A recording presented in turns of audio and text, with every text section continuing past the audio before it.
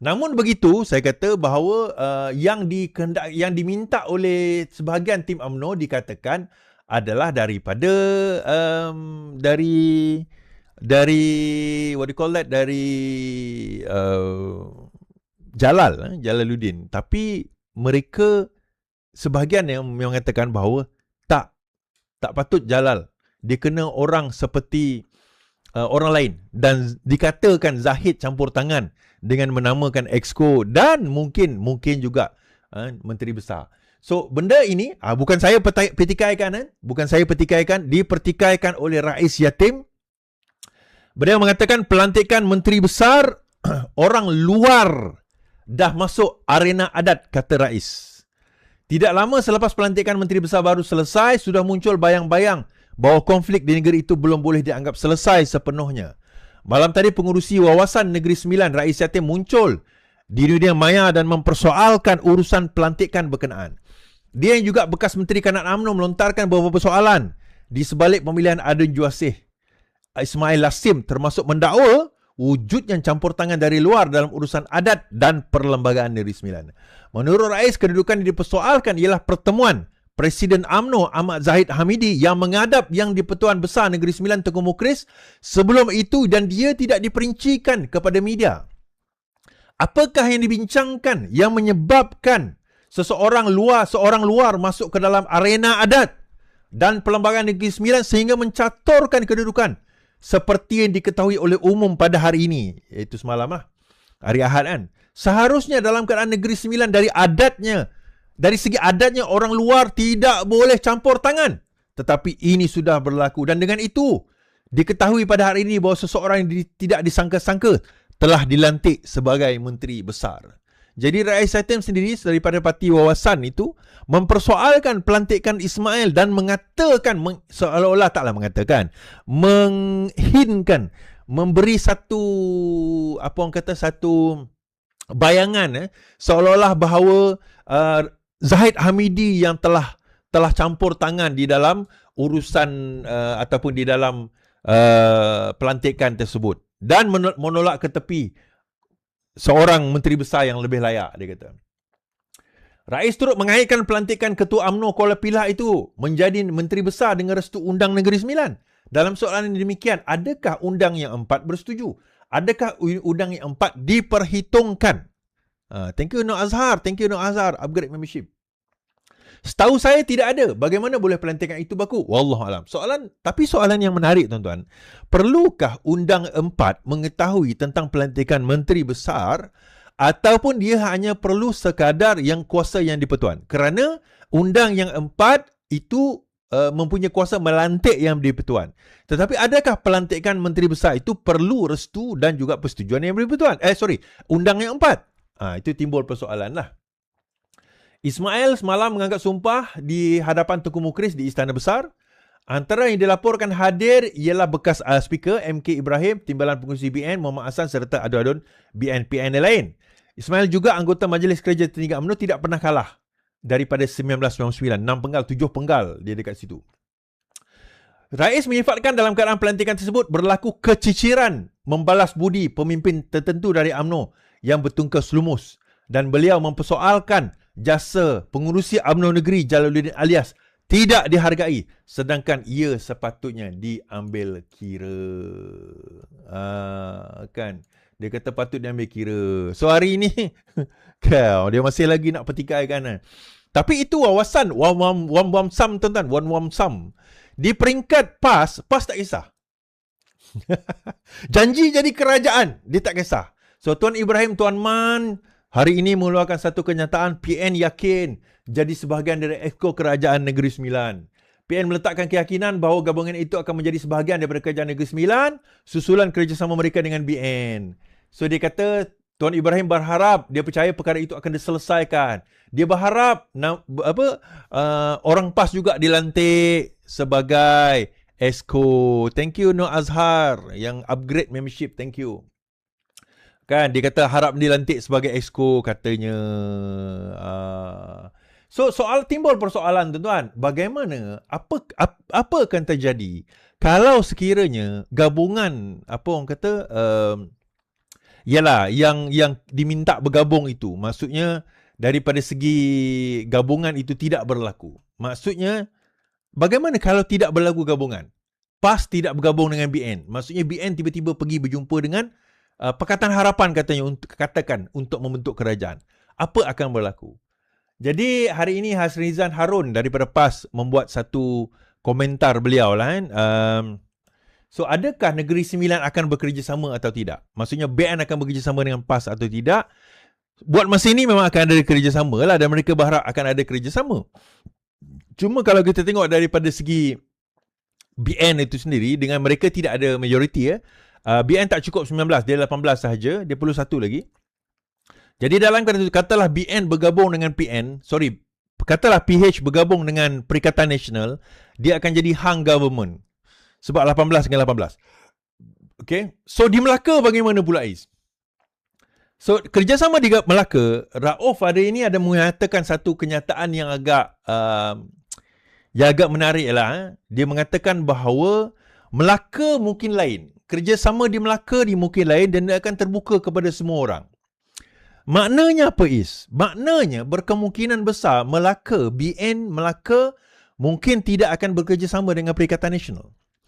Sebab saya percaya dan saya yakin BN Melaka merasakan bahawa mereka cukup kuat untuk sapu bersih Barisan Nasional, kerusi Barisan Nasional di Melaka. Kalaupun tidak jadi seperti seperti Terengganu di mana dia boleh sapu habis, mereka boleh menang semua kerusi tanpa perlu kompromi dengan Perikatan Nasional. Sebab di Negeri Sembilan, bayangkan, sebahagian kerusi itu diberikan kepada Perikatan Nasional, iaitu PAS dan juga Wawasan. Tetapi di Melaka, Rauf yakin bahawa dia tidak perlu bekerjasama dengan sesiapa. Tapi ini subjek kepada rundingan yang dilakukan oleh PAS Perikatan Nasional dengan Barisan Nasional lah. Sebab itu, Haji Hadi hari ini mengatakan kerjasama BN-PN untuk PRN Melaka mungkin lain, kata Hadi. Ketika PN dan BN masih meraihkan kejayaan diraih mereka pada Sabtu lalu, kedua-dua parti jelas turut melihat percaturan yang terbaik untuk menyertai satu lagi PRN Melaka yang bakal menyusul. Abdul Hadi beranggapan tidak begitu peduli mengenai apa nama rasmi bagi kerjasama kerana baginya tidak begitu penting. Bagi Hadi, apa yang utama adalah kerjasama kedua-dua parti dan perpaduan yang dicapai. Okey, pun begitu untuk PRN Melaka, Abdul Hadi menghantar isyarat sedikit berbeza.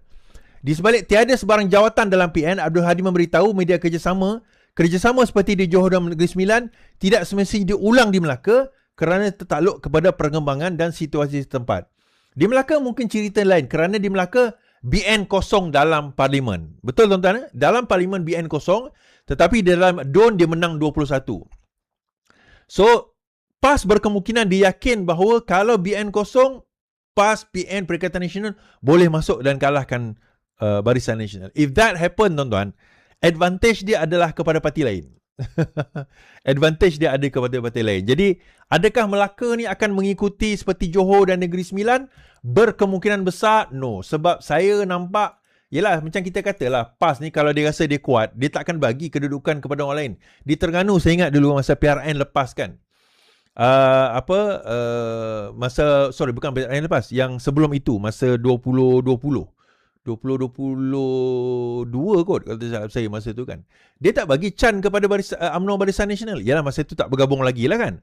Tapi memang dia tak bagi can kepada UMNO Barisan Nasional dan akhirnya pada pilihan raya 2023, 6 negeri tersebut Terengganu menang landslide, kita kata. Dia menang 100% tanpa ada satu kerusi pun Pakatan Harapan atau Barisan Nasional.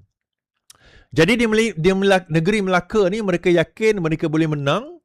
Tapi again, itu subjek kepada the latest catatan dan cabaran lah. Saya nampak kalau sekiranya BN pergi solo, tanpa Perikatan Nasional pun, BN boleh menang. Nah, ini sekadar yang saya nampak sekarang inilah kan. So, nombor 2 berkemungkinan Perikatan Nasional, nombor 3 adalah PKR, Pakatan Harapan.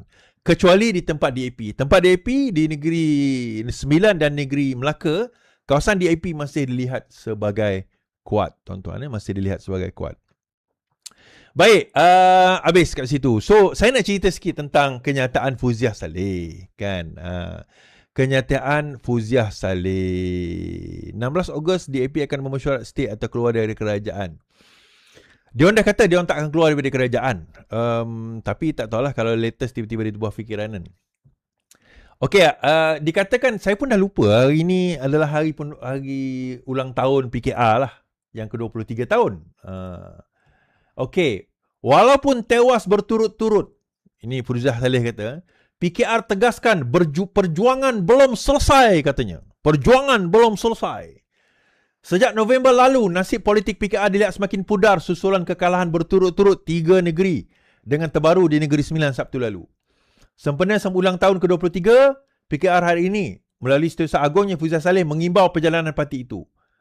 Fuziah mengenang kelahiran PKR pada 3 Ogos 2003. Ini Parti Keadilan Rakyat, tuan-tuan, bukan Parti Keadilan Nasional, PKN. PKN 1999.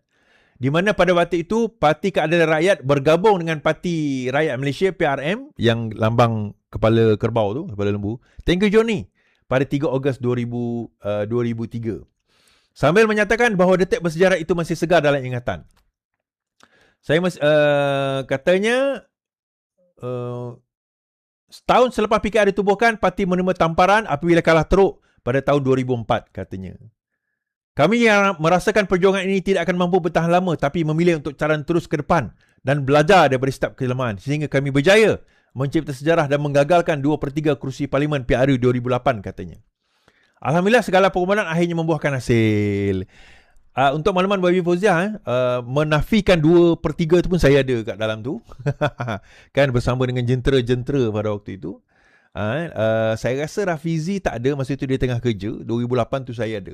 Rozak Ismail ada, saya ingat lagi. Kan ramai lagi lah pimpinan-pimpinan yang ada pada waktu. But that's beside the point. Dia kata bahawa perjuangan belum lagi selesai. Banyak lagi perkara.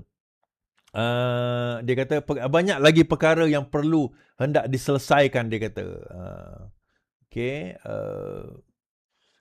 Selama 2 dekad kita telah menerima pelbagai ujian dan banyak lagi perkara perlu diselesaikan. Okey, sebagai kerajaan selesaikanlah. Kan takkan dah 4 tahun jadi kerajaan tak selesai lagi kan. Itu saya katakan tuan-tuan, yang saya paling bukan terkilan, yang saya paling ralat lah apabila melihat perkataan reformasi tu masih lagi dilaungkan sewaktu kempen, maksud sewaktu penamaan calon. Yalah, kebanyakan yang bercakap tu pun dia tak tahu reformasi tu apa kan. Dia bercakap je reformasi kan. Slogan yang bagi saya is a sacred slogan, slogan yang suci, tetapi dilaungkan oleh, bagi saya dia adalah suatu benda yang perkataan yang saya nak guna menjijikkan ni macam teruk sangat lah. Tapi dia tak kena tau. Tak kena. Kan, parti yang kononnya memperjuangkan reformasi, tetapi tidak pun ada perjuangan reformasi itu, tak ada. Okey, saya terdengar lah beberapa posting. Kita telah buat ini, TVET. Kita telah buat, apa orang kata, ekonomi sekian, data sekian, itu sekian, ini sekian. Bagi saya itu bukan reformasi. Itu just business as usual. Reformasi adalah perubahan dan pengubahan institut daripada akar umbi. Kan, pelantikan ketua hakim negara, ketua polis negara, KP, SPRM, bukan melalui Perdana Menteri. Pengasingan kuasa di antara Perdana Menteri dengan Menteri Keuangan, kita kata. Kita kena ada juga di mana Perdana Menteri kena limitkan kuasa dia yang terlalu luas. Tidak ada campur tangan non-eksekutif di dalam kerajaan kita. Sepatutnya mereka yang tidak dipilih tidak boleh ada kuasa dan say di dalam negara kita dan mesti berpandukan kepada perlembagaan negara. Kan, bagaimana orang yang tidak ada kuasa dan jawatan di dalam kerajaan tiba-tiba boleh mengatur pula hala tuju. Ni saya malah nak sebut lah tuan-tuan. Hala tuju. Siapa nak dilantik? Kedudukan mana mereka dilantik? Dan dia tidak ada dalam kerajaan sekalipun. Kan? Bagaimana korporat mafia dibiarkan, bagaimana Azam Baki dibiarkan. Apa cerita LCS tuan-tuan? Apa cerita RCI tabung haji? Apa cerita kepada kisah-kisah yang saya sebutkan tadi tu? Sebab itu bila dia mengimbau kembali, bagi saya dia adalah suatu benda yang memalukan lah, kan? Memalukan dan kalau diteruskan sebegini, PKR, terutama PKR lah, DAP ni dia boleh survive on its own. DAP boleh survive sendiri. Di PKR dan amanah lah. Saya tak kata PKR ni akan pupus dan akan hilang dan akan tak akan ada dalam dunia politik lagi lah. Saya tak kata macam tu.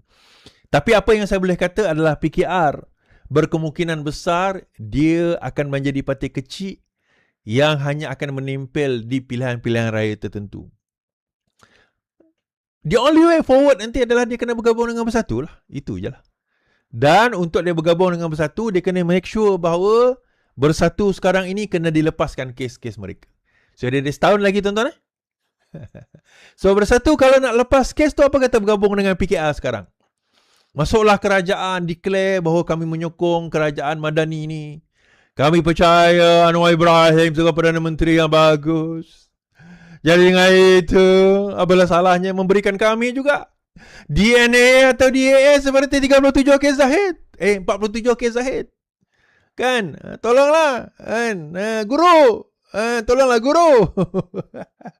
Kes Zahid 47. Bebas begitu saja, tuan-tuan.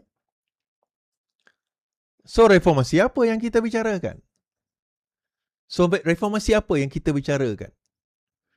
So, 23 tahun ini mengenang, sepatutnya kita kenang kembali idealisme kan kita lah. PKR kena kenang kembali idealisme mereka. Idealisme yang ni dibawakan idealisme apa sebenarnya? Dulu, parti keadilan. Adil itu datang daripada mana? Perkataan adil itu datang daripada mana? Kerana pada masa itu kita merasakan bahawa Tun Mahathir tidak berlaku adil terhadap musuh politik dia. Dia tangkap musuh-musuh politik masuk ISA, hukum dan sebagainya. Walaupun masa tu Anwar Ibrahim dalam UMNO dan membiarkan perkara tersebut. Tapi 98 kita bersama dengan Anwar Ibrahim lawan kebejatan dan kita wujudkan 99 tu adil itu. Saya boleh bercakap, tuan-tuan, saya berada dalam sejarah itu kan. 98 wujud adil dengan lambang mata lebam Anwar Ibrahim. Sebab kita nak bagi tahu bahawa institut keadilan, institutional reform, reformasi institut itu perlu dilakukan. Bukan sekadar kita nak buat rumah tu tukar jendela, tukar tingkap, tukar pintu. Kita kena roboh daripada foundation dan buat baru. Bila dah jadi kerajaan, tuan-tuan, what happened? Apa yang berlaku bila dah jadi kerajaan? Nothing happened. Akta hasutan SOSMA masih ada kat situ. Corporate mafia masih tak ditangkap. Azam Baki tak didakwa. LCS apa cerita? RCI tabung haji apa cerita? Geng-geng Ismail Sabri 170 juta, bayar 170 juta lepas. Menantu Muhyiddin Yassin sakau 8 juta, bayar 4 juta lepas. Niki Liao 30 lebih juta, bayar 5 juta lepas. Zahid Hamidi 547 kes akal budi. Dah masuk prima facie. Ada prima facie. Kena bela diri. Lepas. Tapi itu kuasa AG itu saya kata tadi. AG dilantik oleh Perdana Menteri. Pelantikan ketua hakim negara, pelantikan ketua polis negara, pelantikan AG, pelantikan KPSPRM, semua melalui Perdana Menteri lagi. Struktur institutional reform, keadilan itu tidak ada satu pun yang berubah, tuan-tuan. Kebebasan media sosial dan kebebasan media itu tidak berlaku. So bagaimana nak claim? Yelah, kena kenang balik lah 2003 sampai 2026, 23 tahun. Imbas balik. Dan kekalahan PKR, Parti Keadilan Rakyat sekarang ini bukan kerana orang benci kepada idea reformasi itu.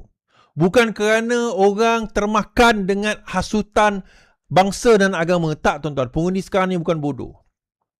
Tetapi mereka fed up dengan orang scammer. Bak kata Ustaz Wanji kan. Mereka fed up dengan scammer. Scammer ni siapa, tuan-tuan? Depan dia kata kita akan reformasi, kita akan betulkan ini, betulkan itu. Kat belakang dia tak buat. Kat belakang dia buat cerita lain. Kan? Saya sebenarnya, to be honest, saya tak kisah pun pasal harga minyak turun tak turun. Itu janji kecil, tuan-tuan. Itu orang yang tak ikut reformasi ni, dia bolehlah nak tuntut benda tu. Bagi saya itu tak penting. But seriously, itu tak penting bagi saya. Sebab yang lebih besar daripada itu adalah institutional reform tu. Kalau institutional reform itu tidak dipulihkan, pemusatan kuasa masih kepada satu individu, kau turunlah macam mana harga minyak sekalipun, tak akan dapat menyelesaikan masalah pendapatan, tak dapat menyelesaikan masalah tata kelola rasuah di dalam negara ini. Percayalah. Turun harga minyak tu hanya pijisan. Dia turunkanlah. Dia turunkan, dia harapkan rakyat bersenang lenang, lepas tu lupa. Tapi itulah taktik UMNO dahulu. Yalah, kita nak salahkan Anwar Ibrahim. Macam mana? Dia memang orang UMNO, tuan-tuan. Dia memang daripada UMNO dahulu. Daripada UMNO dia datang, sekarang ini kepada UMNO dia kembali. So, akhirnya perjuangan reformasi itu #RR, tuan-tuan. #RealReform, boleh bagi saya #RealReform.